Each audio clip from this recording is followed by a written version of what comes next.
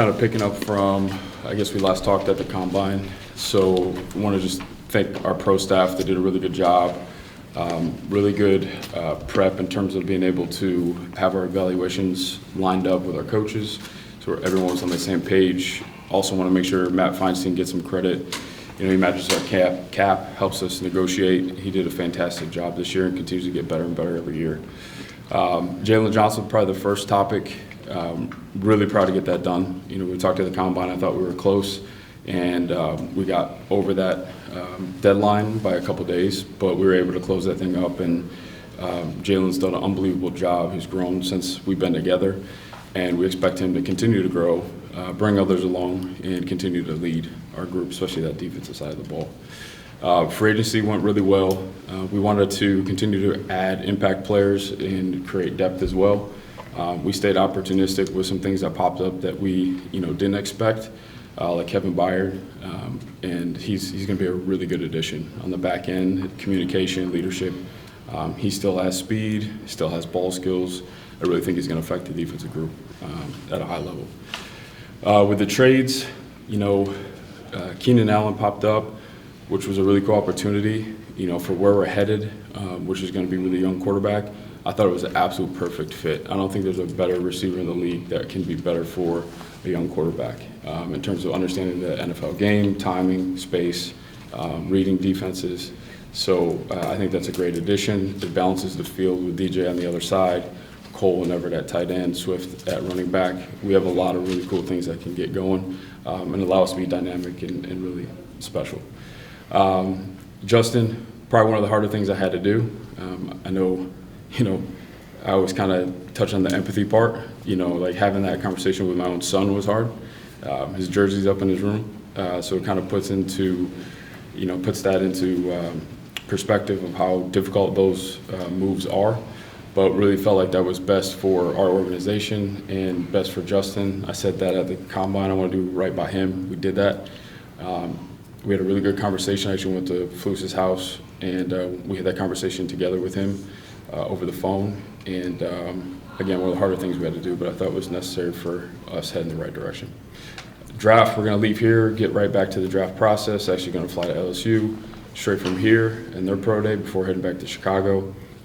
Just continue to put all the information together. Every day I feel like we get more and more clarity as we move forward. So we're excited about where we're going, and everything looks promising. Ryan, with the trade for Keenan, how nimble did you have to be, and how did that whole thing all come together during obviously a pretty busy period for you? Yeah, so that's one of the things our staff does really well, just identify potential cap casualties based on what other teams are looking to do.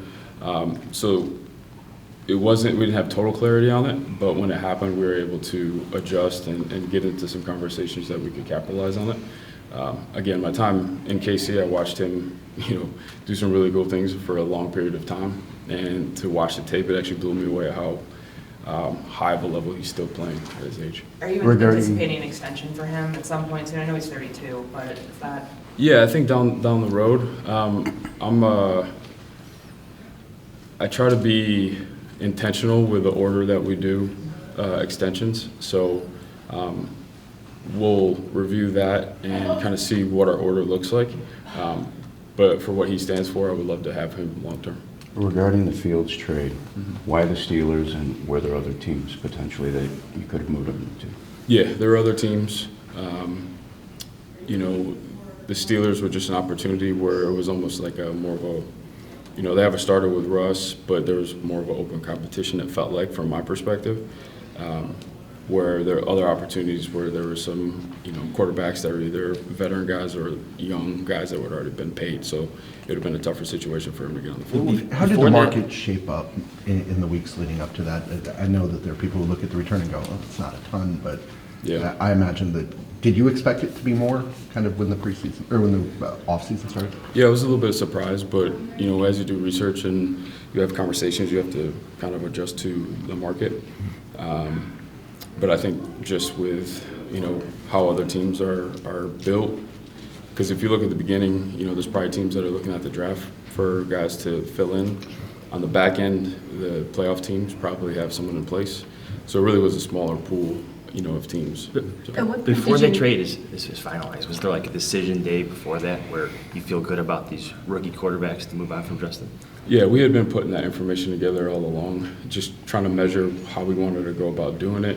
I know there's a lot of talk about, having Justin there and drafting a quarterback as well. We had a lot of deep conversations, and I got some really good guys on my staff to really dig into how that would play out in terms of the locker room. How would that play out with a young guy that needs a lot of reps?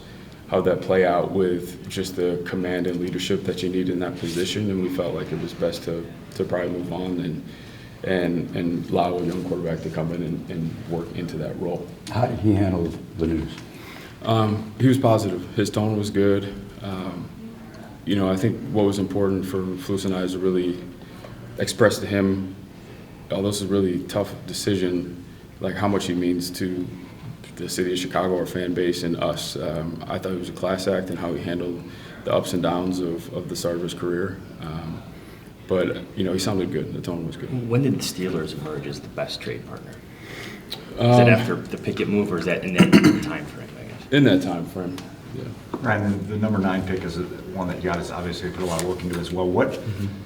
You obviously go through a lot of scenarios. What excites you about the number of different potential avenues that you may have there? Yeah, I like the numbers. I've talked about this when I first got here, but we have different tiers on our draft board. So I like the numbers in terms of the talented players that can get to 9.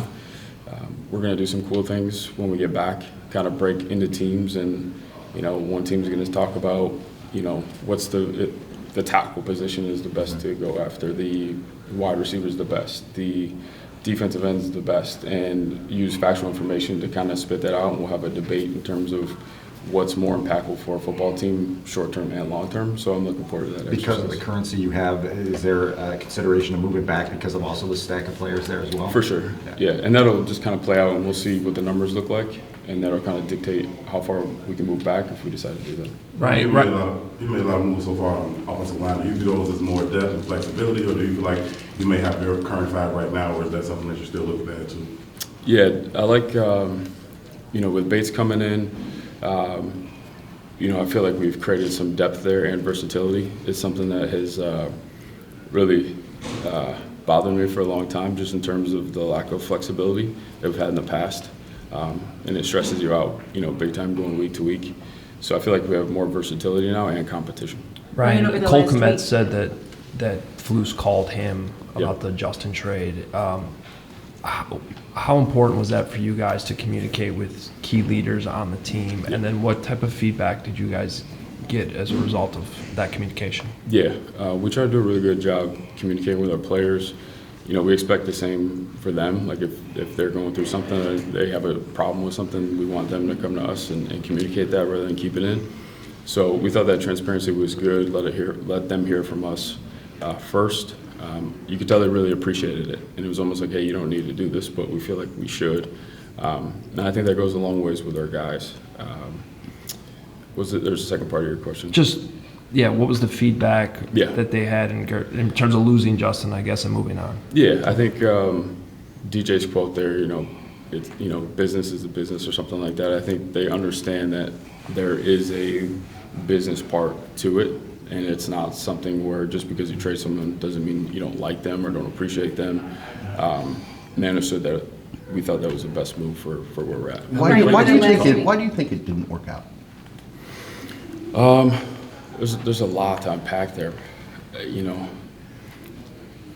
I think, if you go through the whole deal, like in the very beginning, I think that was a choppy start, rookie year.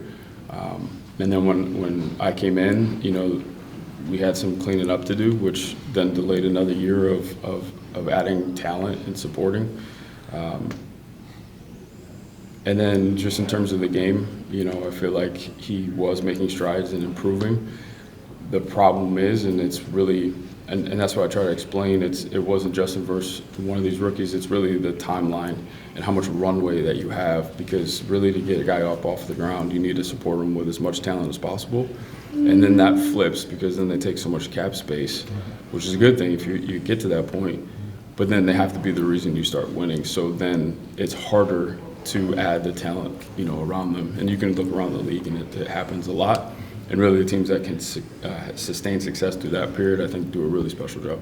Ryan, over the last week, what have you learned about Caleb Williams that you need to know in this draft process? Yeah, I will say when you talk to his teammates, they don't like him. They love him. His leadership, how he brings people together. He's intentional with his leadership. Same goes with the staff. I'm having a hard time finding a person that doesn't like him or even love him and thinks, that he can reach the highest limits. So the feedback's been good. Do you have the top 30 for him planned already? Yeah. Do you know when that's going to be? It's going to be that first week of April. That's when our first big wave comes in, and he'll be a part of that. Having spent so many days out in LA and a big contingent from the team there, Yeah. what do you hope to glean when he comes to Dallas? Just another touch point, continue to, and I've learned this over the years when guys come in, you can really do some installations, take a break, and then have them reinstalled back to you just in terms of recall. Build relationships with coaches, make sure that there's compatibility there. Since he didn't give medical at the combine, will that be the one chance you guys will have to get that information Yeah. as well? Yep. How much are you maybe comparing and contrasting him still with maybe the other quarterbacks, McCarthy, May, Daniels, or is it now every information we could get? No, we're going to continue the process. Like I said, we're going to go to LSU right from here. We'll continue to evaluate everybody. I do think, as I said before, like we gain clarity as we move forward, which is a good thing. But we also want to make sure that we continue and finish the process with the rest of the class. North Carolina too? Can't make that one, but our quarterback coach and some of my executives will be there. Ryan, when you say he's intentional with his leadership, what's an example of things that you've heard or seen that tell you that? Yeah, we look for guys that can bring others around. So the cool thing, there's pros and cons of this NIL setup, but the cool thing is you do have some resources to, take your line out to dinner. You see the Christmas gifts that the NFL guys do. So really bringing those guys together, spending time, creating that bond is really what you're looking for in that position, and he's done that. What was he like at dinner the couple nights before his pro day with his teammates then? Yeah, really mature. One of my guys kind of bumped me on it, which I think is rare these days for a 22-year-old. He never touched his phone. So really intentional with his conversations and, talking about his interests and things that he likes to do. So really good touch point. Who was the at the draft is dinner? 1 month from today. Do you know when, or at least ideally, when you would have your decision made about who you're taking? I don't right now. Hopefully it just hits me. How different is it working with a player or getting to know a player in this NIL era, and then specifically Caleb, somebody who does not have an agent? Yeah, with the NIL deal, again, there's pros and cons. I'm starting to learn that I think for us, when we gather information, it's actually pretty helpful.